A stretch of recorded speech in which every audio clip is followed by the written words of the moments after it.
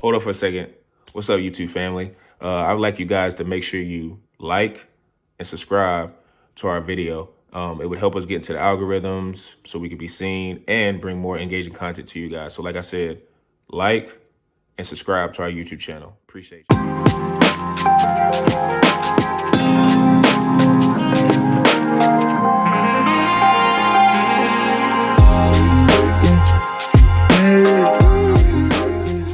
Another edition of the Pick and Downs podcast. I'm your host, per usual, Sean Tyson, here with Zhu and Peebush. How are you fellas doing? I'm doing all right, man. Tough Bears week, man. Tough game. Zhu, I gotta say, 52 passes for Caleb Williams, man. At least he was airing it out, and he made a couple good throws. Still a rookie, but this was actually, in hindsight, a step in the right direction. A step in the right direction. I'll take the like he just kept pushing through it, and I got to give him credit for that. And Rome Odunze, he's finally putting himself up in there with he's putting that up in there with Neighbors and Harrison. He had me nervous there for the first 2 weeks, man. But good positive regression for Rome Odunze. And you see he's deep ball central, man. That's all he is, and that's what the Bears have been needing. So good compliment. Yeah. For sure. Like, not gonna lie, fantasy football is a beautiful week. Just can't win the home league. It just keeps biting me in the ass right now. I'm like, okay, team, let's step it up. If I'm dropping 130 and losing, I need 150. I need 160. I need 170. That's not team, happening. step it up. Tyreek Hill, I know your quarterback's a bum. I need you to step it up, please. It's gonna be hard for Tyreek. Tyler Huntley, please play next week, because I cannot watch another Dolphins game with that dude, because that might be the worst quarterback I've ever seen in my entire life. Yeah, he's actually atrocious, and not gonna. And after this week, I got a little beef with the Cincinnati Bengals for losing that game, because I'm in a survivor pool. I didn't tell you guys, I'm in a survivor pool, and there's a lot of upsets. So the Panthers with the upset, the Broncos with the upset. Cha-ching. The Cleveland Browns got upset by the New York Giants. So I was like, yo, I'm the only one left with the Bengals and the Commanders. $10 to win $250. $250. And the Bengals choke. Yeah, Jayden Daniels looking like an MVP. The Bengals defense looking like Swiss That's cheese. the problem. That's their problem. Missing some throws. Missed pass interference call. I was raging. Like, and at the end, it's like we split it 6 ways. It's so lame. Like, my God. Hey, at least you profited, Zoo. Come on, man. I profited. Good thing I hedged. So I got a little $40 on the hedge. But they didn't have no tiebreaker. If it was tiebreakers, which is based on points scored on the teams you pick, so how much they beat their team by, I picked the Saints, who whooped ass against the Carolina Panthers, and I picked the Chargers. So if there was a tiebreaker that is in ESPN's footnote, I would have won it all. But this commission's a noob. He had no tiebreaker. Well, we all know. Made out 6 ways. So I pretty much said, I'm commissioner next year. I was just going to say, Zoo, I think you just pulled the Succession, a little Tom Wamsgans there for any of our HBO Succession fans out there. Yeah, I'm the commish, because this guy doesn't know what he's doing. Yeah, you got it. I don't know how you don't have a tiebreaker. Yeah, there should be a tiebreaker. At least run it back another week. But I don't think that's an option on ESPN's Survivor Pool. But, Zoo. Yeah. Let me tell you, man, I gave the same advice to Guy, because everyone was picking the Bengals. My buddy Matt, I said, nah, man, Seahawks, Survivor over the Dolphins. Yeah, Easiest that's pick. true. Easiest the freaking pick. Quarterback. God, Pick. I made a new move. On the road, I think, too. Yeah. And Zoo, everyone else picked Bengals. A lot of people picked you mentioned the other team. What was it? The Denver Broncos. Yeah, it was the Bucks. Buccaneers, yeah. The Buccaneers. And he's like one of 3 people left now. And I'm like, yeah, there you go. I should have picked it. Yeah, you're right. You're looking at the QB situation, that should have been a barbecue chicken pick. Made a new Especially move. with Mike McDonald being the head coach and the defensive coordinator. I'm pretty sure he had a hell of he did, because they beat the Dolphins, but he probably had a very good game plan for them. So yeah, that probably was more of a. You're right. I almost would. I don't know what that spread was. I think it was only like 4.5. It was 4.5. It was like around 4.5. I know we're going to talk about it, but man, those Commanders, they can have a pretty high profile offense. Oh yeah, I was very impressed last night. What we're going to talk about later is it all starts with the trigger man. When you got a trigger man that is on point, it's going to make a lot of your weapons look a lot easier. But first, we're going to get started with the fantasy. And as we know, it's 3 weeks in, but we kind of see trends. We kind of see things that happen on our draft day, and then we see the first week, we see the second week, and we start adjusting our teams, whether you're making trades, whether you're taking guys off the waiver wire. So we're gonna kind of go through some of the trending up, some of the trending down, and P-Bush, take it from here, whether you see a guy that's trending up or trending down that you like. Well, I'll start with the trending up. It was a positive note. This guy deserves all the credit in the world, man. You know, I'm not saying he's better than the guy that was taken before him in most leagues, but I think it's a lot closer than people give him credit for, and that's my boy Malik Neighbors, man. He is an absolute wide receiver one that was being drafted in most leagues in the 4th round in most 10 to 12 size leagues. Man, this guy, he's making Daniel Jones look like a serviceable fantasy quarterback, man. And when you can do that, man, I mean, I don't want to say that Odell did the same thing for Eli, but he kind of did. He kind of did. And there have been a lot of comparisons drawn between Odell and Malik. Obviously, they got the LSU connection, but Malik Neighbors, man, I mean, for me, it's 39% target share. That's the only number you need to focus on, because when I was looking at it, I had the second pick of my dynasty draft. I knew Marvin Harrison was going first, but I was 100% comfortable having Malik Neighbors fall in my lap at 2 and know that he could probably give the same production, if not a little bit more, because of the Cardinals' stacked offense compared to the Giants. I mean, Wan'Dale Robinson quietly having a very high target share as well in that New York offense. Devin Singletary. Malik Neighbors has actually opened up this Giants offense to be mediocre. I mean, they're a mediocre offense. Devin Singletary is able to get some rushing lanes. They actually tore up, for the Giants' purposes, a really damn good defense in Cleveland. I mean, maybe they faltered a little bit. I know Myles Garrett got hurt. Not sure of his status at this point, but this Malik Neighbors season so far, 3 weeks, small sample size, understandable, but it's the target share. You got to have the opportunities coming your way. I think this guy's only going to continue trending up, maybe a little bit of touchdown regression, but I think he might be able to get the ball, because right now he's kind of getting a lot of short game, and then he's making a lot of run after catch. That's kind of where he's been exploiting a lot of defenses, just finding open space. I think maybe they'll try and get the ball down the field a little bit more to him if Daniel Jones and him can get on the right chemistry for that. But yeah, man, I'm very high on Malik Neighbors. I think he's already proved why he should be a trending up, but I think maybe not sky's the limit as a rookie. But I think if you have him in Dynasty, man, you just found an absolute gem, probably at the same level of Marvin Harrison Jr. Absolutely agree. Like Neighbors right now, like, because everyone faded the Giants offense this year.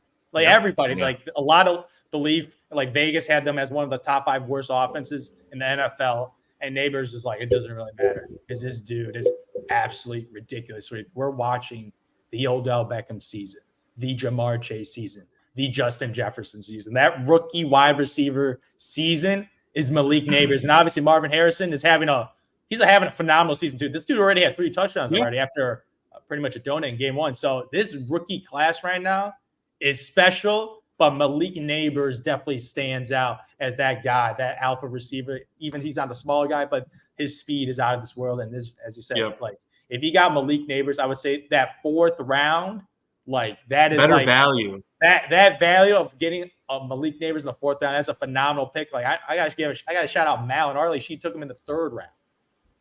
Malik Neighbors took in the 3rd, so she took that 1 round leap and got Neighbors, and it has cashed in. As cash, and I will know because Malik Neighbors whooped my ass this week. So, yeah, watching him play, this dude, he is special. Like, okay, you start off with the bright note. I'm gonna start with a sour note. I know where this is going. You picked a young stud. I'm picking an old man, Mr. Travis Kelce Swift. Because that's all he's known for now. Like, my God, he is invisible. Like, when I watch Kansas City Chiefs games, I don't even recognize him. I get him mixed up with the other white tight end. Like, I'm like, oh, who's that? I was like, oh, he caught the ball. I don't even know who the other guy's name is. Like, it's Justin Watson, right? Justin Watson, number 84. Like, I always think of like, oh, Kelce made a great catch. Oh, it's Justin Watson. No. Yeah. Like, I'm like right now, what we're learning right now in this Kansas City Chiefs offense, Rashee Rice is numero uno. They said that he's been running the Travis Kelce routes right now, and he could do every route that Travis Kelce can. Like, I think he's a little more versatile because he can do the go route too, because obviously he has a smaller receiver. But this dude has crazy yak. Rashee Rice is just like he is taking Travis Kelce's role in the offense. And I don't know if it's saving Kelce for the playoffs because he's getting up there in age right now. Like, they might be saving him for the playoffs and be like, okay, he might have only like like 6-7 elite, like Travis Kelce, like 100-yard games left. So maybe they're just saving him for the postseason. But in the regular season, a lot of people did fade Travis Kelce this year. Not and you. I was like, and it was not me. I was like, okay, I need to see it to believe it for tight end 1 to drop off. And the drop off is happening. It's happening. Drop off was last year, Zoo. Come on. No, last year was that's why I faded him. No, he was fading towards the end last year, bro. He was still like a top 3 tight end. Like, I mean, the rankings were there, but in terms of like him getting into like 18, 20, he wasn't doing that. That's why his ceiling was going down. Yeah, slowly. but it's like this is the cliff though. Like, I don't know if you guys expected like this full on. He might finish. No, not this far for drop. Not this far. Like, he is like invisible on this Chiefs offense, and like the Chiefs offense right now is not doing the best. Like, I thought the Chiefs offense would be a lot better than last year. Obviously, Pacheco's injury hurts the rushing game. They're starting a guy that has an alligator as a pet. So I'm like, they're getting whoever out there, right? Samaje Perine signing Kareem Hunt off his freaking couch. So they're kind of desperate right now, looking for a back to be their goal line back, and they could trust in clutch situations. So right now, like the offense, I'm not like, obviously Mahomes this year not as good as well. Like I no love MVP. No, that's somebody else's. That's somebody else's award to lose. That's all I got to say. That you put that before looking the real season, good right now. That looking real good right now. But yeah, Patrick Mahomes obviously not having the best season, so there's some negative positive correlation there with him, and Kelce's production is just not their offensive. Like I also like Rashee Rice is having a phenomenal season, but Mahomes and Kelce, yeah, he is balling right now. But Kelce right now, absolute dud, especially if you took him in the 4th round. There were a lot of good players out there. Malik Neighbors. Yeah, in some drafts. Yeah, in some drafts, like a Malik Neighbors, definitely a Rashee Rice. So you could have got an alpha wide receiver 1 in the 4th round, and you get Kelce and the brothers dropping you 3 to 4 points a game. So it is an absolute struggle on my team. I see this man. I am mad. He's in commercials. He's dancing with Taylor Swift. He's having the best summer of his life. Drinking the U.S. Open. Oh yeah, going to U.S. Open. Like I don't know if his mind is on winning, because the guy's won football. He's won multiple Super Bowls. He got a pop star girlfriend. He's living the best life right now. So I don't think if I was in this situation, I would care either. Like, what else does he have to prove? Well, he's one of the greatest tight ends of all time. He's a freaking multiple Super Bowl champion, and he's daily probably the most famous celebrity in the world right now. Yeah. So yeah. Like my fantasy team, I don't think it's on his top of his radar, because he ain't putting up any numbers right now. He should have given you a heads up, though, man. Come on. DM on Instagram, something. Yeah. Just DM me, be like, yo, I'm out of it this year. Don't draft me. Come on. We all know Austin Eckler would at least tell his fans, don't draft me this year. I'm not going to be it. Come on. He was looking good last night before he got hurt. He was really good. He looked good. Yeah. I like the 1-2 punch of Brian and him. But I agree with you on Travis. And I kind of want to extend that point with just the tight end position as a whole. Yes. I am, Travis Kelce is a perfect example of, he is more of the exception than the rule, I feel like, with fantasy and how you treat tight end. Like, I think there's always going to be a tight end like a Travis Kelce that may have a year like Travis Kelce. Now, in this case, he's had multiple years of being really, really good. So I get why. But you also got to remember that I don't think a lot of people take into, people know who his quarterback is, Patrick Mahomes, but we're starting to learn, and not really starting to learn. We kind of knew this when he won his first Super Bowl. Like, he's a generational talent himself. So, like, that was almost him, and Patrick and Travis was such a crazy marriage that I don't think we'll ever see that again. Like, with a lot of these tight ends, it feels, that was another one. Like, you have to have a generational quarterback, and right now we can only say that's Patrick and Tom. So it's like, if they have a tight end that's even has a skill set or talent level of a Gronk or a Travis Kelce, then it's better to draft him higher. But to your point, Zoo, like, it kind of feels like, and I don't know if you guys listen to Ryan Russillo, but Todd McShay came on and basically said the same thing Zoo was saying. Like, Zoo didn't say he's out of shape, but Todd said he's out of shape and he's running around with his girlfriend. That's basically the gist of what he was saying. And it feels like, is football the most important thing? Like, obviously Patrick, just seeing how he acts when stuff doesn't go right on the sideline, he's very active. He wants to be the GOAT. More. He wants to be the GOAT. He's chasing something greater than, and I think Travis too. Kelce's already there. Some people might say he's already the GOAT tight end. So in my opinion, he's second. But he's in the conversation. He's the conversation with Gronk. Yeah, for sure. Like nobody's saying that he's a top 5. Like most people saying he's top 2, top 3. Like he's in that top echelon, player. So I think with the tight end position, like I've always adopted, like Travis Kelce, I did have him on my team last year, so it's kind of like I'm talking out both sides of my mouth. But I just saw the value there. But I'm also to the point like this should teach a lot of people who play fantasy football: do not overvalue tight end. Have the guys that you need to market maybe in the middle to later rounds. Because to me, I'm always like, if I can get a touchdown out of tight end, I'm Jake good Ferguson. Because I'm going to draft well everywhere. Yeah, Jake Ferguson is a guy I targeted this year, and he's paying dividends. Like, and there's always that late guy, like every year. It's like always punt the tight end position, and then one of these young guys, like a Brock Bowers, is like, this guy was a first round pick, and I got him in the 10th round in one of my leagues, and like that's terrific value. And it's like Sam Laporta the year before, so. Even Mike Gesicki and other guys. Like there's always these values that always get underrated by the fantasy community, and people are pushing up like a Trey McBride, who I still like. Trey McBride, like I like him too. He's the only one in my opinion. But like, they're not because he has Kyler, who's not generational, but he's a really good quarterback. Yeah, and Sean, so he's going to be able to get late rounds is where the value is at. What I tell you, dude, tight end. I literally said there's really hard to overvalue one of these guys, but man, it was just like all these guys that were projected to be TE1, tight end 1, whatever. Yeah. I was like, you got to prove it 1 year in this position, especially it's at the tight end position, especially because it's not a consistent position. Because you could be blocking, you might be not the number one option. Who's a tight end 1 now? Dallas Goedert. Yeah, I know that because he dropped the nuke on me. Yeah, and you know what? A lot of people were very high on the Brock Bowers, the Dallas Goederts, the Jake Fergusons. I know Njoku got hurt, but he was kind of up there as well. Evan Ingram, another one, also got hurt. Njoku and Ingram might be back this week, but it's a position that this year especially, for some reason, everyone got on the same bandwagon at ESPN. Yeah. There was like a sheep thing. Everyone said that. Go for one of the elite tight ends. And you know what? Rightfully so. I mean, look at McBride's end of his season last year. Laporta, obviously 10 touchdowns, numerous monster in PPR, at least. I mean, even Dalton Kincaid, who did finally score last night, which is good for him. But, he still had a great game, Sean. And to your point, 11 points. Yeah. 11 points. You can find that on the waiver wire, especially if you're not in a deep league. You can find that on the waiver wire. Like, you get a Cole Kmet who went off.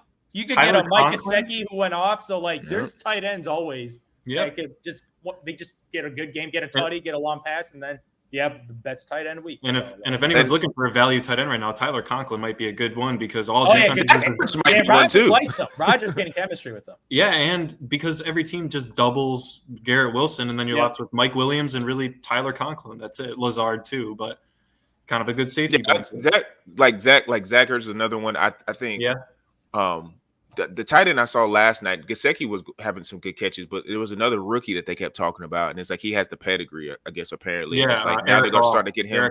Yeah, they're giving him catches. Like they had him going in motion a lot. It's like you can just find value there. So like I'm over, unless another generational quarterback comes into the league and then he has a guy that has the talent of Travis, has a guy he can throw to that has the talent of Travis. Might be Brock Bowers. Yeah, maybe if he gets a good quarterback. His start right now is like pretty legendary for his first 3 games. Like the number of receiving yards and reception he got in an offense that's definitely not elite. Like, and the quarterback play is not the best, and he's putting up unreal numbers. And look who he's trying to share targets with. Devontae Adams. Yeah, he's like the alpha in that offense, which is kind of surprising. Like maybe I don't know. Maybe the Raiders see something in Bryce Young and they trade for him, and maybe they have Brock Bowers average guy throwing the ball. Maybe who knows? They can get him for a bag of chips right now. They can get him for a bag of chips. After seeing Andy Dalton, the Red Red Rockets, put up a virtuose 303 tutties. I think we gotta quickly shout that out. I don't know how much longer we want to spend on this. We all kind of popped. No, we can switch it. Dionte Johnson, another trender upper there, man. Because if Andy Dalton keeps every Panther's stock is up now. Every Panther. Chubba, Mingo, all those guys, for sure. Yes, for sure. I mean, it's they're back, Sean. They're back. They are. And speaking of the Raiders, I brought up and I'll say this name and move on. Even though I only have one share of this guy in a league that I don't make any money off of, so I don't really care. But Zamir White was an awful selection for me as an RB2. Yeah, fade that. Like fade. I told you, I faded this dude, man. Alexander Madison is getting like the real looks now. Buddy. He got another tutty, I think. That's all he does. He literally just comes in, steals the goal line touchdown, and then doesn't see anything else. I don't understand. Jamal Williams. I can't figure out that offensive situation with the running back situation. He's on my bench now. I had him in the flex the first week, and then when I saw like that trend of it, it's like I'm not gonna drop him. The people that took a stud, like maybe Saquon and up, from like Saquon in the first round up to like McCaffrey and all that. If you thought, I'm chilling with like Breece Hall, and then you go and you take Zamir White as your RB2. It's bad. I still remember around that area. That's like where the James Connors were going. The David Montgomery. So you could have got one of those guys. Those are always reliable. And those are a lot better offenses. All reliable. I was just like, especially James Conner, this guy's just been a stud every year he's healthy. And David Montgomery is a goal line monster with that Detroit Lions offense. Yep. Like those guys. You can never go wrong. You can never go wrong with David Montgomery, Brian Robinson types. You just never James Conner. You can never go wrong with those types because you know they're going to get touches, and because how they're built, they're going to get goal line. And the goal line, like Brian Robinson, is a goal line back. And then I do got to say this real quick. Another major trend down has to be Michael Pittman, man. It has to be, and that's mostly that was the because of the QB trend down ever. Because I remember ESPN had him consensus break like the 19th guy, and I was like, what are these guys smoking? Second round, like Michael Pittman, like I got him ranked in like the 5th, 6th round. They got him in the second.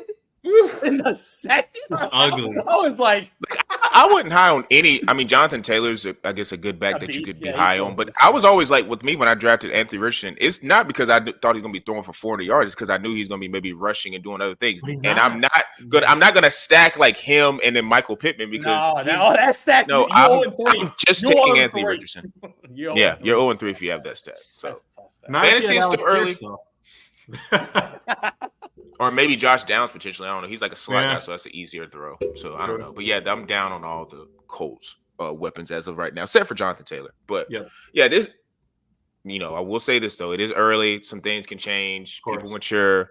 But I think a lot of things that we said in this segment in terms of the fantasy trending up and down, I think if we were to bring this back up 6 to 7 weeks from now, not much is going to change because I feel like a lot of these players are going to be in their same predicament right now. So, sticking to the NFL, at least for me, I watched last night the Washington Commanders kind of control that game with the Cincinnati Bengals, and it got me to thinking, Washington Commanders are 2-1.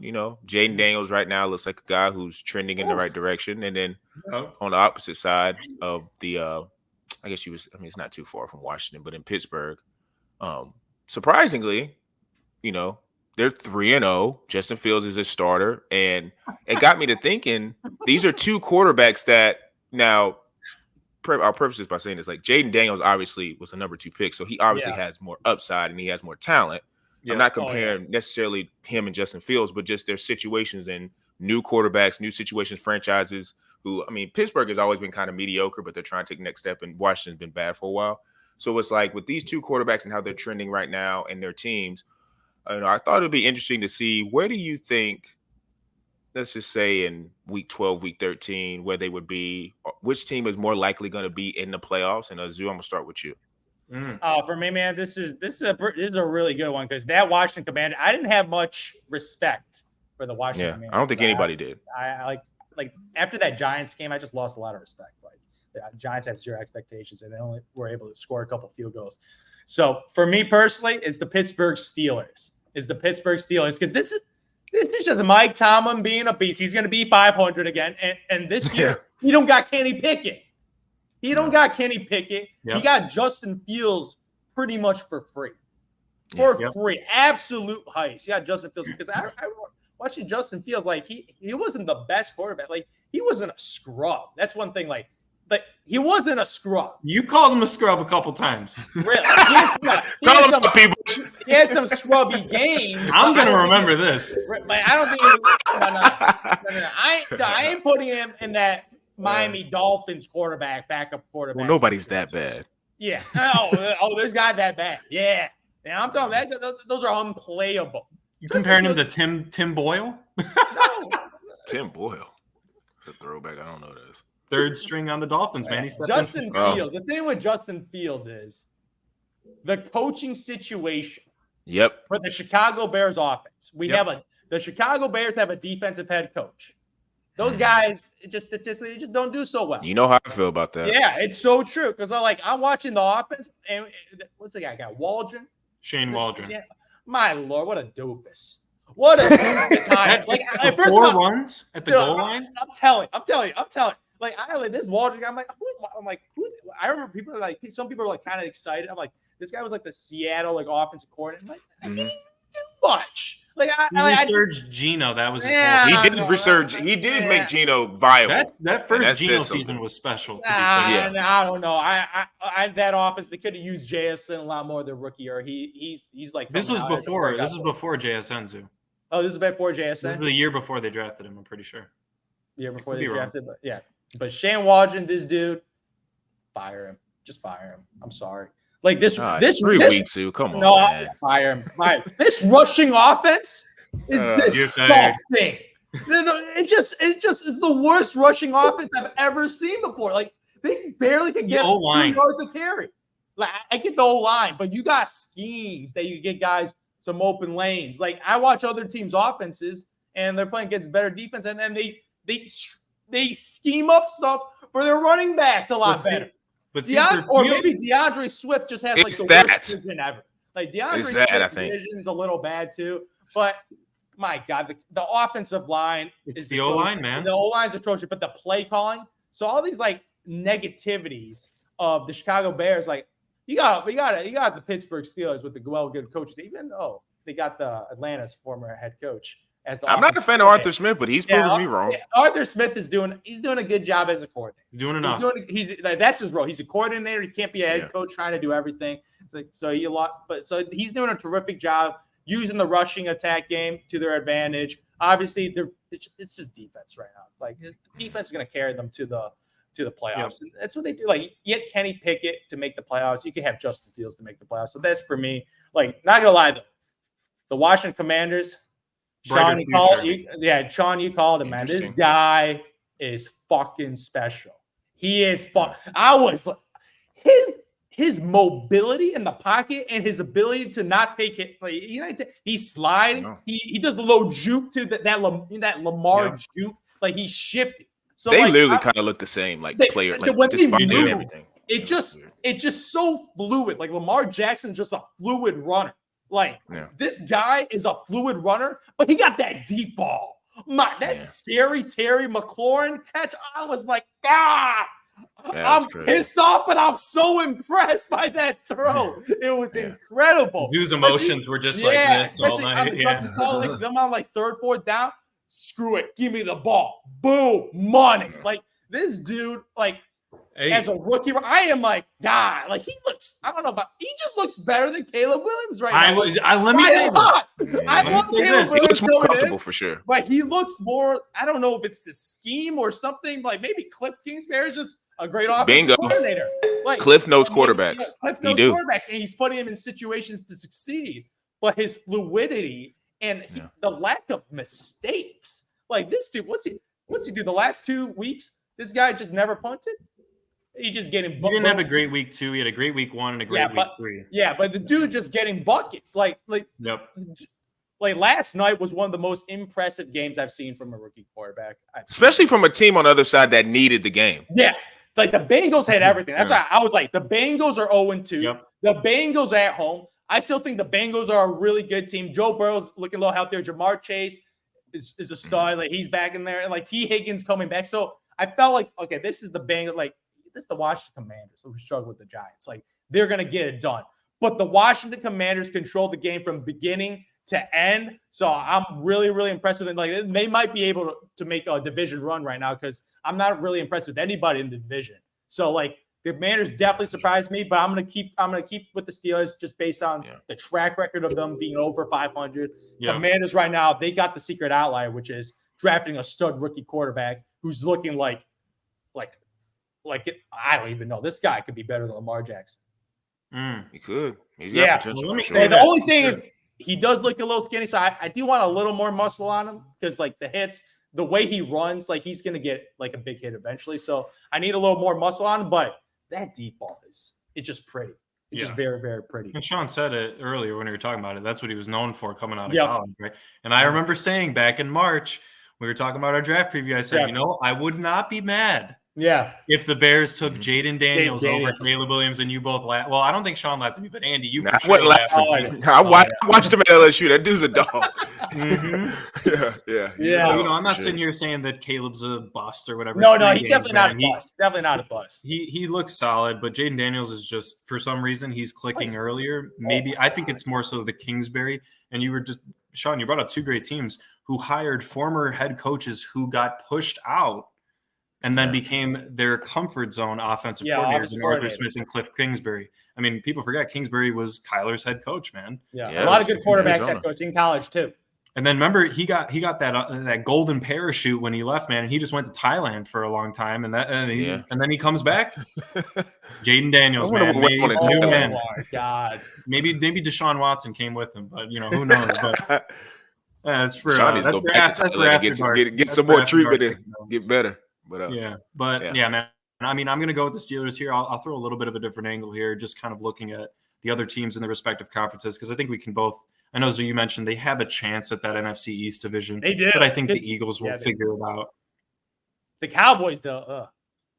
Cowboys, I'm yes. sick of the Cowboys. So sick of the Cowboys. But looking at the NFC, I mean, the Eagles, the Lions, sure, the Cowboys, Cardinals, Niners, Vikings, Packers, Bucks, Saints, Falcons, Bears. Those are all teams that are in contention for wild card. I know it's super early, but then you look over at the AFC. I mean, Bills and Jets. I mean, the Dolphins are going to really falter without Tua. It's going to be hard to climb out of that. Yeah, they're going to be awful. The Jets, the Bills, that's fine. Chiefs, sure. Ravens, the Browns, obviously, no. The Bengals, that's I still like the Chargers, but Herbert's a little banged up. Exactly. We got the Ravens there. They'll probably pull it out. And then the Texans dealing with the Colts, who we thought were going to give them a bit more run for their money. Who knows if that's going to pan out. So I'm just kind of looking and saying, we said this at the beginning of the season. Steelers could be second in this division, and it's sure looking like they are right now. They're in first. They're out there, So I'm going with more so. Sean, your initial point was who's going to make the playoffs. I think that the Steelers just have a better chance. Sure, to your point, Zhu, they're probably going to go 10-7, 9-8. Mike Tomlin's going to get another winning season under his belt. 100%. Especially, and they're going to snag the 6th or 7th wild card. The second or third wild card spot. So, yeah, man, I got to give credit to Justin Fields. He's not doing too much. They don't have him rushing the ball as much, which I think does help his health. And honestly, but he runs when it's necessary. He runs when it's necessary, which is what you want. Still athletic as hell. Yeah, he's one of the best athletes. I think the thing for them is if they can get Najee better running lanes, that's huge. But that all starts with him being able to get the ball to Freiermuth and Pickens. Those are his two guys that he likes throwing the ball to. He's got to get the ball down the field a little bit more. And if they can open up the lanes for Najee, this offense could be top 15 if they want it to be. But they just got to get Arthur Smith on board. And everybody needs to execute. So I am very high on the Commanders. Everyone knows I love Brian Robinson Jr. I think he's a great running back. Scary Terry finally getting involved after two pretty quiet. They have to get that chemistry. Like, when they get that chemistry down, he's definitely still the wide receiver one. Yep. And I do love that he still has a very trusty tight end in Zach Ertz. He's his safety blanket right now. As is Zach. He always looks for him. Yeah, as is Eckler, so we'll see how long Eckler's out with his concussion issue. Yeah, hopefully. He was ruled out immediately, so it has to have been. I need him back. I need him. He's my RB too. Oh man, Zhu. You might have to go pick up the waivers. Not gonna lie, your RB is working out pretty well right now. Mm-hmm. It's working out pretty well right now. So I'm leaning Steelers. Yeah, I kind of did kind of a synopsis for both because I feel like the prevailing thought was going to be the Steelers, so I'm going to argue for Washington, but really quick. I do like I said, how Justin Fields is being used within the offense because the thing with his skill set is he's, of course, an elite athlete and he's developing as a passer, but I think they kind of got under, and I also think too, and this is no shot at the Bears, but it's like the Steelers have just been so consistent in terms of what they are as a franchise. Sometimes you go into different situations and it's like, I can't act up here. I got to kind of blend in with this type of like team or this atmosphere what the Steelers are. And especially as a head coach is Mike Tomlin, he seems like a no nonsense guy. So you're going to come in here, you're going to actually listen to Arthur Smith, you're going to go through your progressions, you're going to take what the defense gives you, and you're not going to lose us the game. Like Pittsburgh Steeler football has been that outside of Ben Roethlisberger, because he was a guy who could actually make throws down the field, but every other quarterback has kind of been in that same mode. So I think with Justin, to your point, I do think him not running has helped him, stay a little bit more healthier. But I do think if he gets Najee going, or the offense gets Najee going, and he gets going a little bit more as a runner, maybe it'll develop more wide open passing lanes for him to get more chemistry with George Pickens and Freiermuth, because those are viable options. So I do like the Steelers, but I'm going to argue for Washington. And most of this is going to be like, well, you watched the game last night and you saw Jayden Daniels kind of show and prove that he's one of the top rookie quarterbacks that's come in the last couple of years. So I was thinking to myself, like, watching that game, what I wanted to see was his chemistry with Terry, because Terry is a receiver one. Like, Terry is one of the more underrated receivers. Like, he always gets 1,000 yards. He's always making clutch catches. His track seems a little bit similar to because I was thinking about this last night. Remember DeAndre Hopkins when he was in Houston? He just kind of had a bunch of different, grab bag quarterbacks, and then he got Deshaun, and he kind of like started becoming more consistent. Like, he was always consistent in making plays, but when he got Deshaun, he really was like coming into his own as more of an elite receiver.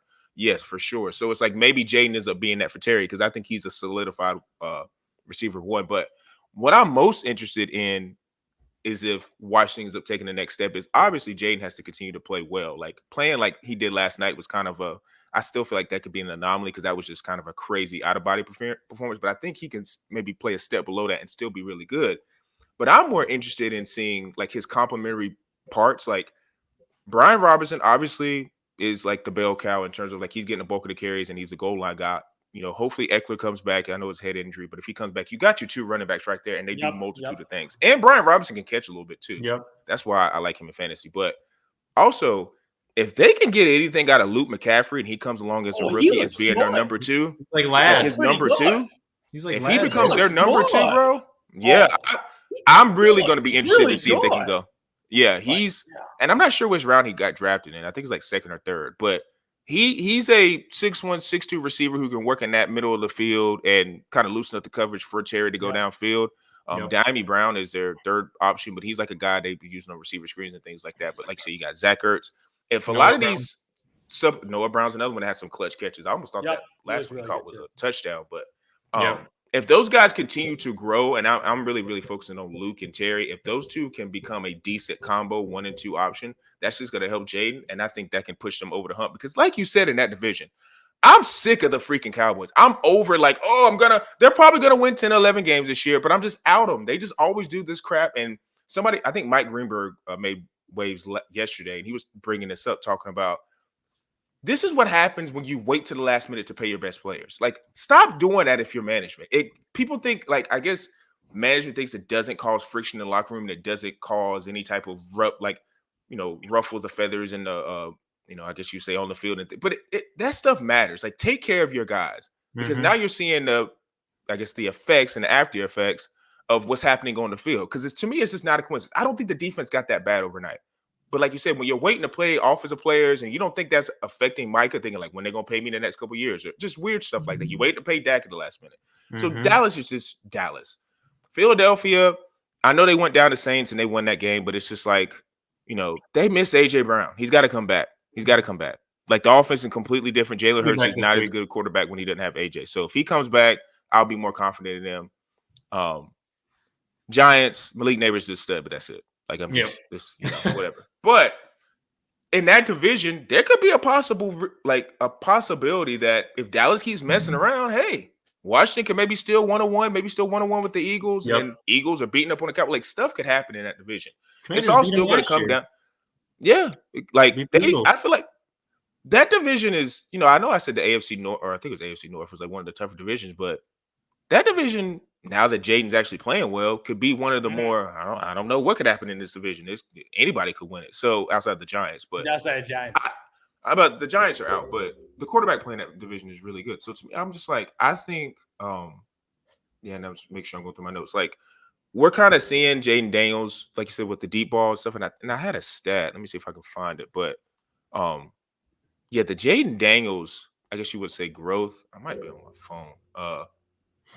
I'm not sure, but I just know when I was watching him at LSU, one of his best attributes was throwing the ball down the field. But I think he had like a 68, 67% completion rate throwing it down the field. Now, most people are going to, and see, the thing is, and like Joe Burrow was really good at that too. But I think people kind of, which was weird, like with Joe Burrow, they kind of bought and they were like, okay, Joe Burrow's going to be able to do that in the NFL.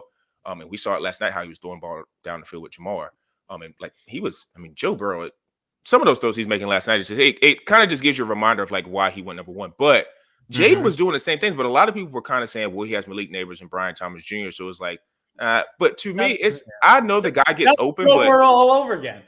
Yeah, but it's literally Joe Burrow all over again. And the thing is, I think people get caught up in the receiver being open, which we understand, but it's the placement of where the receiver's catching it. Yep. And that's what people get. You got to look at is every time Jayden would throw those deep passes, they were always like right in that corner where the receiver's going to catch it. And most times Malik got 2 feet down because he's a pro, but it's like every time he was going to get 2 feet down because the ball was placed like perfectly. So Jayden has always been great at that. I think some people maybe was hesitant because of I think too, because I was looking back on like some of my notes.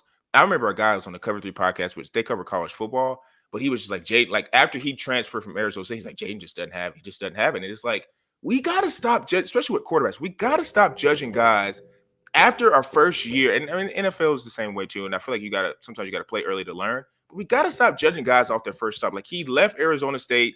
And even when he was at Arizona State, if you just watch the games, his stats weren't as great, but you could see he was making pop throws because people forget he was throwing to Brandon Aiyuk in college and was making good plays. Like, and I think he was actually a true freshman at that point. So it's like I was just seeing that. I was like, this kid kind of talented. And then you saw he transferred to LSU, and I was like, oh, it's probably going to take a year. And the same track as Burrow. That first year he came in, I remember he played Florida State on the big stage, and he just was taking check downs. And Malik Neighbors, or not Malik Neighbors, is another guy that was in front of him who was like, Keyshawn Butte. I think he was like with the Patriots now. He's not really any good. He's like a practice squad, but he was frustrated. Was like, this guy, like he didn't say it, but you can just say he was on the sidelines, emotional. It was like, Jayden, he just ain't got it. You could tell because they was clamoring for the backup. And then it's like he kept playing. And what I can't remember is Brian Kelly was like, guys, in practice, he's making the throws. He's like, you guys are not at practice. He's making it. He's like, I just need him to trust the throws. And Brian Kelly, I remember in a couple press conferences was saying, we want Jayden Daniels throwing interceptions. We want to throw interceptions because we got to. We kept telling him, he's like, you got to trust your throws. And I think whatever happened that next year, after I guess he was with Brian Kelly a year, he kind of took off, and now it's kind of going into the NFL. And it just speaks to like, can't give up on guys. You got to if guys. To me, I'm always a fan of guys who, first off, physically have the talent. If you can physically make the 50, 60-yard throw, I can work with that. If you're physically a freak athlete, I can work with that. I've always said the coaches need to go earn your paycheck. Mold these guys and earn it. Stop always depending. Well, I just need a developed passer. I need a guy who can make every read on the field.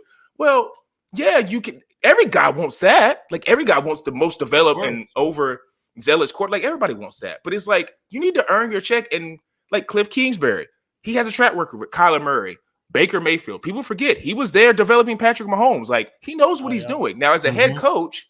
But like he can develop quarterbacks. So if I'm, if I had to place my money, I'd probably put it on the Steelers because to your point, their pathway in the AFC just feels like a whole lot easier. Yeah. But Jayden, he's a dude. So I do like that marriage with Cliff. I would say if you were talking about who do you buy into more next year, I'm going with the Commanders. Yeah. Absolutely. Because we don't know how the Steelers quarterback, can Justin Fields keep this up? Where's Russell Wilson at? Are they going to have to start fresh again? That'll just piss Pickens off if they have to start over again. What's Fields' contract? What is his contract? 1 year deal. 1 year deal. So what if he gets them to the playoff and he's like playing? Like, are you gonna have to pay him? If they win a playoff game, he gets a contract, and he's the starter, and he played the whole season. He'll get a contract. Yeah. Like, and I will still say this, Sean. If he gets a contract after this year, it's more deserved than Trevor Lawrence's contract. I'll still stand by that, man. You better believe it. I was thinking about you when they was playing. I was like, this. I said that last year, and you guys laughed at me once again, man. I didn't know it was gonna be this bad, though. He's horrible. He is horrible. Yeah, I got nothing to say. Yeah, he. Awesome. Yeah, all right. Let's go back to the trending down. Trevor Lawrence. Okay, now let's move on. I forgot about him, but yeah, he's. I saw in the fantasy. I was scrolling through the scores this morning. I think he had like 5 or 6. I was like, good God. Yeah, not gonna lie, you don't really want to own Jaguars receivers right now. It is not fun. And he's an athlete too, so I don't know why he just doesn't. I don't know. he don't move like I don't know if he's not injured. It's just who's their head coach again? I forgot. Doug Peterson. Doug Peterson. He's an offensive guy. I don't know what's going on. I know. Maybe he ain't got it. Maybe he doesn't have it. Because he's got what? He's got 3 legitimate. He's got what? Kirk, Brian Thomas, Evan Ingram. Like, I mean, I know Evan Ingram gets hurt, but I don't know. Evan Ingram might be the only one to trust the rest of the season. Maybe. Because he's kind of a safety blanket guy. But that's it. You can't go to Mac Jones, man. He's going to be the star. You're not going to Mac Jones, bro. You're just not. It's over. That'll be hilarious. And then he starts cooking. No. Right after you pay the man $220 million. That's gonna be a regret. That's the thing, though. It's like really the blueprint. We're about to move to our bets. I feel like the blueprint in the NFL is if you come in as a rookie, it's really vital in your first 3 years to show something. And preferably you need to have like a monster year. Because really all you need to do, I feel like, to get the massive contract is have one monster year or one really good year. And then you can kind of have a couple of mid-years after that. You're still going to get paid because people saw that monster year. Like, and even with Trevor, I don't know if he had a monster year that year they went to the playoffs, but you got to think about it. It's the Jags. They're craving a quarterback. So if you're Trevor Lawrence, it's like, I just come in here, get him to the play. Your agent's probably telling you, look, just get him to the effing playoffs 1 or 2 years. You're going to get a bag. You could be mid after that. And that's what happens because it's like you got to pay him. Same thing. I feel like that's what Dallas is with Dak. It's like Dak is winning you 11, 12 games, so you have to pay him. But it's like you kind of know in the back of your head he's not getting you over the hump. And it's not going to happen. So it's like, but you still got to pay him the highest contract ever because what are you going to do? What are you going to do? Start from scratch. Yeah. So that's kind of the blueprint. You don't have to, like, Patrick is that is such an anomaly that Patrick comes in every year and it's like him, Josh Allen, Lamar, like they're getting you to the play. Those guys are anomalies. They're always almost feels like they're going to get you to the playoffs. But most of these quarterbacks is you just get 1 or 2 good years, average after that, get paid a bag. Yeah, and they're about 8 or 9 years. That's what I like to call the Carson Wentz effect right there, man. That is Carson Wentz. MVP gets hurt, they paid, and then he just regresses completely. Now he's just journeyman. He had a bit of a resurgence with Indy, and then he just kind of fell back. You bring him up. You don't think he could maybe work in Miami? Honestly, they need to make some calls. I'll give him a shot. They got Tyler Huntley, so I think they'll ride with him. I'm getting scared about Tyler Huntley. Maybe I'm wrong, but I heard this. I was listening to a thing this morning. They were talking about people got to realize he was in the Ravens off, and he was tailored to the Ravens offense specifically. It's like, how is he going to do in a full spread out pass offense? And I was like, that's a good point. So I don't know. Maybe Carson's on live one. I got ownership in him, so that's good capital on me. But we kind of said both of our cases for the Washington Commanders and the Pittsburgh Steelers, and it's going to be fun to monitor how they do down the road. But we are now going to get into our Week 4 bets. There is no nobility in poverty. I have been a rich man and I have been a poor man, and I chose rich every fucking time. And P. Bush, I gotta give you credit, man. You called a particular receiver. He kind of went off, bro. Which one? I thought you had Juwan Jennings. No. I said he might be a cheap play. I didn't end up playing. I only played him in 1 out of my 5 lineups, man. He went off. Brutal. And he was the guy. But you know what the thing is? He was relatively high owned this year or this past week, but not like an exorbitant amount where if you didn't have him, you couldn't make any money on it. I ended up breaking even pretty much this week, made back and profited off of a Monday night slate because of Scary Terry and Zach. That Zach Moss garbage time touchdown really put me in a nice 10x position there. But yeah, man, it was just kind of a weird week. I mean, I did make the right call on Olave over Shaheed. Shaheed was very highly owned. Chase, Dionte Johnson was another good play, but I really faltered on the running backs there. If you didn't have Saquon, Derrick Henry, and Jonathan, a mix of 2 of those, and Jonathan Taylor, you weren't winning any big money leagues this week. So it was a running backs week on the expensive end, and that's never fun because it's brutal to make lineups like that. So for this week, and also Kyler Murray just absolutely crapped the bed after his touchdown with Marvin Harrison Jr. You just couldn't get anything going. So, You know what though? There's a couple games I'm eyeing this week. You got Bears and Rams. I think Caleb Williams could be a very good cheap play this week. He has to be. This secondary right now is disheveled injury wise. Yeah. Disheveled. I mean, I think Cole Kmet could be a great play at tight end too, kind of at that mid-level value. Other games to look at: Eagles and Bucks. Bengals and Panthers is going to be one that's probably very, very popular with an Andy Dalton kind of chasing that first game back. But the game I'm going for, man, it's kind of the obvious one. And guys, we've been talking about all podcasts, Washington versus Arizona, man, just an absolute shootout, feast fest here potentially. I mean, everyone's drooling at the mouth looking at these DK lineup potentials. You could either go with the Kyler Murray Marvin stack. It's a lot more expensive. I'm running with a naked Jayden lineup. I'm not going to pair him up with Scary Terry. I think I think most teams, when they give up a big game, or big plays like the Bengals did, the Cardinals are going to watch that and say, all right, they pretty much just run verticals with Terry McLaurin. It's a very college offense. You just kind of run him straight, maybe a little deep post. So I'm going to run him naked. I mean, he's bound for a rushing touchdown. Even if he does get some passing touchdowns, that's totally fine. I just think you can find better value at the wide receiver position. Speaking of that, another one, Burrow and Jamar could be a very good expensive one, but I think you're paying up a little too much there. So, yeah, I mean, you're talking about the wide receivers to target. Dionte Johnson versus the Bengals. We just saw what Terry McLaurin did to the Bengals this past week, and Andy Dalton and him have a pretty good rapport. I also love a Brandon Aiyuk buyback, man. Everyone's going to be on Jawan Jennings. Everybody's going to be on him. So you kind of got to go with the lower ownership in Aiyuk. And then I do really like Aaron Jones and Chubba Hubbard in their respective. Aaron Jones has been unbelievable. This Vikings offense, which we talked about it last week. They might be the actual team to buy into. Maybe not the Saints. Who the hell knows? But yeah, and then Chubba Hubbard, I think, once again, just kind of along the Dionte train, he is going to benefit heavily from having a legitimate passing attack that the Panthers are showing right now. I think he'll be a viable option, and it's good as a Chubba Hubbard owner in fantasy because I think this gives the Panthers enough solace to not force Jonathan Brooks back into potentially playing too early, especially with his potential talent. So, yeah, this is a very middle-of-the-pack week. I think if you're going for a value play, I like Michael Wilson and Greg Dortch on the Arizona Cardinals with McBride not playing. That's something to monitor this week. Interesting. Spread picks are back, baby, man. Kansas City Chiefs got it done, man. They got it done. I got a little nervous. Not gonna lie, Kirk Cousins. It's kind of good now. After week one, the Falcons won that game, man. Kyle Pitts got screwed. You know I'm not a Kyle Pitts fan, but God. You're talking about the pass interference? Yeah. That. But let me see. If they score, are you betting against the Chiefs? Mahomes with 4 or 5 minutes going down. I can't remember how much time was on the clock. It wasn't that much time. I can't remember how much time it was, but it wasn't a lot. It felt like. Really? And who was he going to throw the ball to, Drew? Travis Kelce? No, you might get a pass interference, man. He's great at drawing. Come on. Xavier Worthy ain't drawing any No. The answer finally out is Rashee Rice.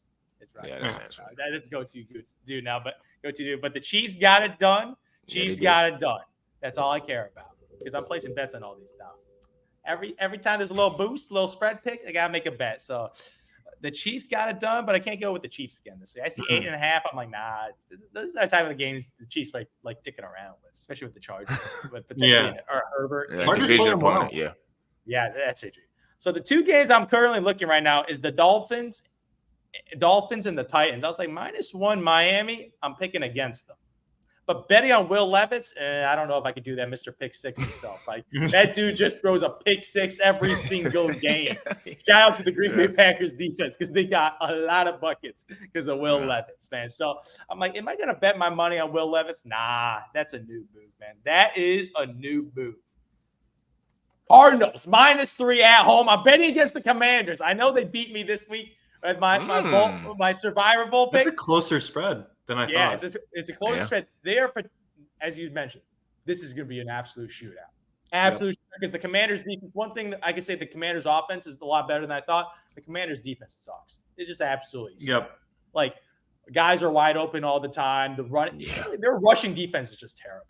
It's just terrible. Every time you run, you get a bunch of yards. So, like, pretty much you're giving this Cardinals team right now. First of all, they're at home. Second of all, they're 1-2. Even though they played against the Detroit Lions, pretty competitive game against the Detroit Lions. Yep. So it was like it might be 20-13, but I would say it was a relatively competitive game between both the teams right there.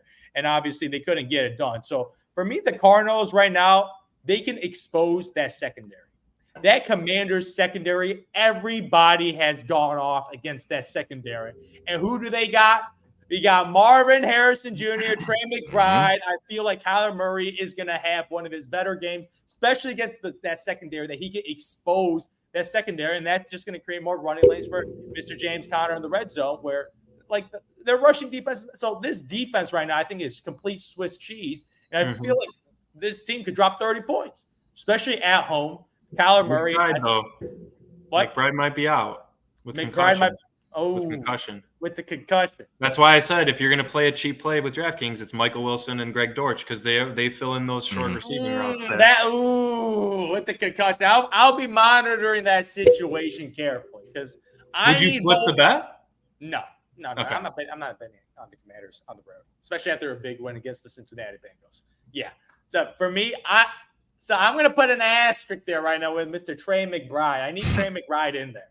Because I need both weapons, especially against this Commanders defense. I need both guys to go off against this team because the over-under for points is over 50-plus points. So it's going to take probably 27, 28 points to get it done in this game to win the game. So I need an absolute shootout, and I need Kyler Murray to be the guy throwing it. And I feel like he's having a terrific year right now, and I feel like he's going to continue, especially with this specific matchup. I think it's going to be so easy. He's going to have all day to throw the football too, because like the Commanders pass rush, it's all right, but it ain't that elite. So I'm going with Kyler Murray. And the defense, and Zhu, and the Cardinals defense is better than expected. Better than expected. Yeah, and they're playing against a rookie quarterback who they'll definitely be taking notes on what not to do after watching that. Yeah, the Bengals defense, Jesus Christ, one of the worst defenses I've seen. I like that bet. I like that bet actually more like so. -3. I'm like, give me the field goal. And Zhu, if McBride's out, you might even be able to get better odds on. Yeah, my Cardinals money line. Hopefully go 2.5, or even maybe go down even more. But I will be keeping my eye on that game, and I'll be making a decision. Saturday night. So this week is probably one of the tougher weeks, just looking at the spreads and the money lines. I'm with the Washington and Arizona. Is like, I understand Arizona they had another, I don't know what call that was, but they had a kind of a crucial call in that Detroit game that kind of shifted a lot of things to where they maybe could have made that game a little bit more competitive because it was like a 2013 score. I do kind of understand the hype train now that's with the Washington Commanders and them coming back down maybe to earth with Arizona, because I do think their defense is a little bit more unexpectedly good. Like I won't say good. I think they're better than what most people thought. They're all playing. So I do agree that they might be able to have a plan for what Jayden Daniels has. And like you said, I can't remember, is that on the road? I'm not sure. I think it's on the road. Commanders on the road. Cardinals out. Yeah. They might have a plan for Jayden to maybe temper a little expectations that everybody's hype over right now. So for me, like if you are riding the or if you're a commander, I don't know. If you're just a fan of the Commanders, I wouldn't mind just taking that money line. I think money line I had it was at what I have them at. I think it's like plus 152, plus 154. Because I'm always looking for upsets. I wouldn't mind taking that. But I would be cautious because there's ebbs and flows with rookie quarterbacks. So we don't know how, even though he went crazy on the road on Monday night, but we don't know how the rookies do on the road, and Arizona's kind of a hostile-like environment. So, I don't know. Maybe you can take that one. What I'm so interested in, but I just saw right now, one of their star players are going to be out. The Chargers are going to be without Derwin James, apparently, because he's doing illegal hits. I don't know, man. I still feel like they might be able to cover that. I think 8.5, 8? Like, that's a lot. They might be able to cover that. Like 4 points. I think Harbaugh is going to shorten the game, running the ball. He's going to play smash mouth football, and I think he's going to devise a plan that's, especially on offense, that he's gonna want to make a statement against the quote unquote favorites in the Super Bowl race right now. Yep. And two, I also think Kansas City has been lucky these last 2 weeks. Yep, they could easily be 1-2. Yes, I'm sorry. That was like blatant great football. That has been, and part of it is because we, was crapping on Travis Kelce for good reason. Like he just hasn't been playing up to par. So it's like if he's not playing up to par, and we know Rashee Rice is a dude. He's gonna eat. But I still think Xavier Worthy's, up and down. He's a rookie. He had that breakout guy on the first. But if people watched him in college, people got to. And somebody made a great point, and I'm going to get back to the bets, I swear. But people have made a great point about we overinflate, I think, Kansas City weapons. Like Tyreek obviously was a stud. But I think what we think is because Patrick Mahomes is such a generational quarterback, we just think anybody that gets inserted there is going to just automatically be a boom, especially in fantasy. And it hasn't really happened that way. A lot of the guys that go there, they kind of just Rashid is the only one. And I think they drafted him and it's like, any of these trades are I think Rashid with second or third round, I'm not sure. But he's a homegrown guy that they drafted. But outside of that, a lot of these guys really ain't hitting when they go to the Chiefs. So to me, it's like I'm just wondering in this game, John Harbaugh, his personality. I'm not mad if you take, because I'm gonna tell you, the money line on this one is like, I want to say it's +3. Let me go back to my odds. The money line on this one is kind of juicy. Like you could get the money line for this game, like on ESPN Bet for like +340, but even on DraftKings and FanDuel, like it's +330. Like it's a division game. They know them. Like Kansas City, they always play competitive. The Chargers, they might be due for a loss. Like games. I might put that in because I've been doing long shot bets. Like I might put that in my long shot bet because you're going against Mahomes. So I might, if you're risky enough to do the cover the line, or put some money down on that money line, I'm not mad if you do that. But the one I'm also looking at too is the Seahawks versus the Lions. Geno, he's better than an average quarterback, and I do think his play with Jackson Smith and Njigba, DK Metcalf, those are two down the field threats. Running back is kind of whatever, but I do like Seattle. Seattle has a lot of freaking talent on the defensive side of the ball, and they have a defensive head coach. Now, for me, I'm always draft the offensive quarterback, and then get the offensive coordinator. But in certain situations, like for instance, the Steelers are known for defense. The Seahawks are known for defense. Like I'm not mad if you married like the identity of a city. I'm not mad if you match the coach with the city. So it's like I'm not mad at the defensive coach. Being like, I got Geno, he's going to take care of the ball. He can get DK. I kind of like them. Detroit, I don't know. I like them still, but I'm kind of getting a little nervous with I think I had them in the Super Bowl or any championship game. I don't know. The NFC is making me nervous overall. Yeah. Like, are the Vikings going to make the NFC Championship game? Like, come on. I don't know. So with that one, I think the Seahawks I had them is they're +3.5. Like I kind of like them to maybe cover that. That's going to be maybe a tightly contested game, a defensive struggle. So those are three that I'm putting in. I'm going to kind of line it up on my, like I said, if you follow the pod and you follow the show notes, I kind of always put in like bets that I'm confident in that I'm telling you need to ride with, and I'm going to put a long shot bet in. I'm going to tell you now, I'm probably going to put the Chargers as the money line pick as a long shot. So, and when I say long shot, just to clarify, that is not something I would invest tons of capital on because there's not a chance it's going to hit. But if you got a lot of extra income, you're like, I want to throw a stack on this, $1,000. Hey, you might come out very profitable because, like I said, anytime you're dealing with division opponents, most times it's not going to be a blowout. No. So maybe they're saying it because Derwin James, I just found out this news, Derwin James is going to be suspended for the game. Maybe they're factoring that in, but I just think Harbaugh is going to be like, all right, you undrafted rookie from TCU, come in and you're going to play for Derwin and fucking have a pick. Like, that's just, maybe he's just good at doing stuff like that and motivating guys. So I would be confident in maybe doing a money line pick on that, or doing like the spread, which is I think 8.5 on certain sites. So that's definitely gonna be my long shot bet. But yeah, I forgot to recap last week. Like I missed on the Cardinals. That was 2013. I thought the Cardinals were gonna ride the momentum. I got to give P. Bush credit. We both kind of were on the Panthers. If you was brave enough last week to take that money line bet, you made some good money because the Panthers controlled that game. They controlled the hell out of that game. I bet the spread on that too. So, you cashed in that if you did the spread. But, I was 1-1 that week. So, I kind of like how my picks have been going so far. But for me, just to reiterate, like I'm always trying to look for plus odds and trying to look for something that can maybe be an upset. So, like I said, if you're following the show notes, I'm always putting in there what my confidence level of all these picks are. And if you're looking in there, maybe you can cash out and get paid some. So, that'll wrap it up for our betting segment. And that'll also wrap up this pod. Make sure you're tuning into our content. Want to make it clear that I'm also doing college football stuff with the different types of quarterbacks that are playing well at that level, the different stars. Like, I don't know if you guys are into Colorado football, but Travis Hunter is going to be a top 2 to 3 pick. He's just a game breaker. He's both sides of the ball, cornerback, receiver. He's probably play receiver next level. What position does he play in the NFL? He's probably playing receiver. Yeah, because he's cornerback. Like, I do understand, like, because there are people who, like, this is like one of the biggest topics in college football right now. It's like, what position you gonna play in the NFL?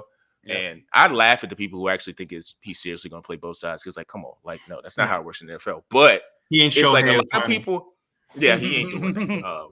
But I do understand people who argue corner, because with just how good receivers are now, you can find, like, it's like a dime a dozen. And if you truly he have could be a elite special corner, but he's quarterback, an okay receiver. Is that what you're saying?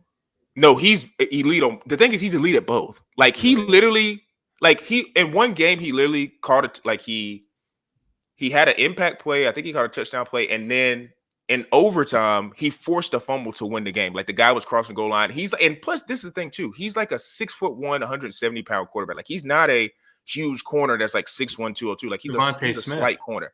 He just play, like, literally, he's like the size. If you would go look at him, he's like the size of Devontae Smith. But he's just a baller. And the thing is, he can get a pick six. He can play. He can lock down your best corner. Like, and he's football savvy too. So if you're watching college football, and I don't know if you're whoever is thinking about tanking right now, like the Bengals, maybe because they're 0-3. But if you're tanking, like, man, that's a guy you want to get your hands on. So I'm putting up guys like him. Shador obviously plays for his team, who's also a really good quarterback.